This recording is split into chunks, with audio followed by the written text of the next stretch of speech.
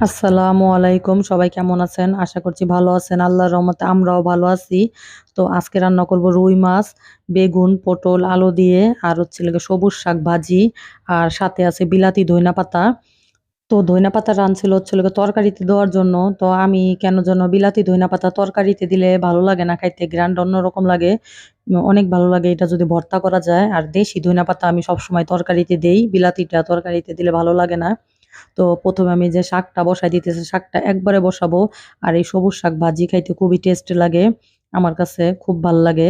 তো আর একদম শাকটাও খুব ভালো ছিল। একদম লকলকা টাটকা শাকটা মনে হইতেছে যে মাত্র ক্ষেতের থেকে উঠায় নিয়ে আসছে। তো এরকম।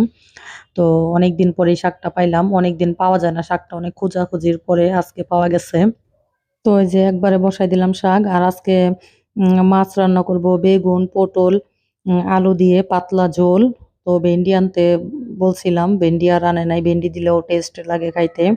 তো শাকটা হয়ে গেছে একদমই, মানে শাকটা গইলে অল্প একটু হয়ে গেছে। খুবই ভালো ছিল শাক। এখানে ২ মুঠা শাক এতটুকু হইছে ভাজার পরে।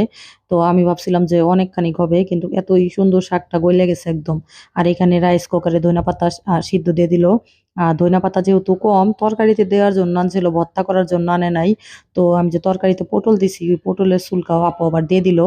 কয় তাহলে দিয়ে দেই একবারে, একটু বেশি হবে ভর্তাটা। আর এইখানে যে মাছের জন্য ফ্রাই প্যান বসাই দিল আর এক চুলায় বসাই দিবে তরকারি। তো মাছগুলো একদম করকরে করে ভাইজা নিবে।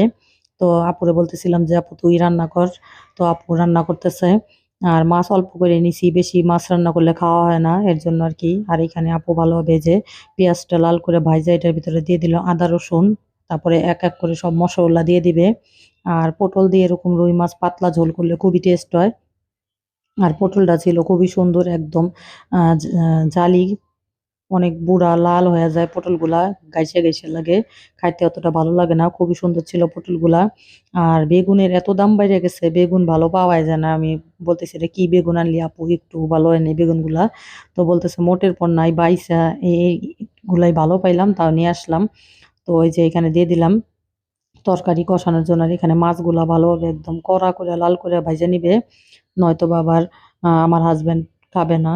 একটু মাছ ভাজা কম হইলে ও খাইতে চায় না। আর আমিও অভ্যাস হয়ে গেছে এখন, ভাজা কম হইলে আমার কাছেও কেন ভালো লাগে না খাইতে।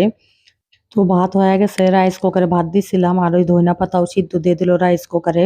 আর শাক আর তরকারিটা হইলেই হয়ে যাবে। আর কড়া করে এই যে মাছ ভাজে নিতেছে সুন্দর করে। তো হয়ে গেছে, আপু এখন এই যে কষানো প্রায় হয়ে গেছে, এখন ঝোল দিয়ে দিবে। নয়তোবা আবার বেগুনগুলা বেশি গইলে যাবে, এর জন্য আর কি ঝোল দিয়ে দিল। তো পাতলা রাখবে ঝোল একদমই। বলছি যে একদম পাতলা পাতলা ঝোল রান্না করতে।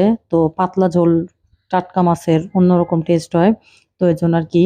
আর সাথে একটু বেগুন, পটল মিশায় রান্না করলে খুবই হয়, টেস্ট হয়। আর যদি এখানে একটু ভেন্ডি দিতে পারতাম আরো ভালো হইতো। তো ভেন্ডি আনার কথা খেয়াল নাই, এর জন্য আর কি দেওয়া হয় নাই।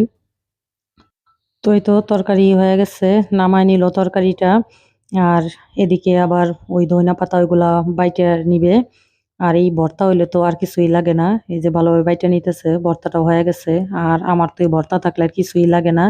আর ওরা আচার বানাবে, তার জন্য আবার বারান্দায় আম শুকাইছে। তো এত সুন্দর বুদ্ধি, আমি কই তোদের মাথায় এত বুদ্ধি আসলো কোথা থেকে? তো একটু এর জন্য আবার ভিডিও করলাম।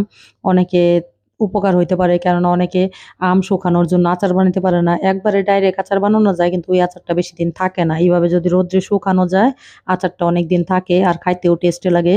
তো এর জন্য আবার এই ভিডিওটা দিলাম যে যাদের ছাদ নাই বা ছাদে যাইতে পারে না, তাদের জন্য এইভাবে আরকি মশারিতে আম শুকাইতে পারেন। তো আজকের মতো ভিডিওটা এই পর্যন্ত। সবাই ভালো থাকবেন, আমাদের জন্য দোয়া করবেন, চ্যানেলটা সাবস্ক্রাইব করে দিবেন, লাইক দিবেন, ফলো দিবেন, শেয়ার করে দিবেন।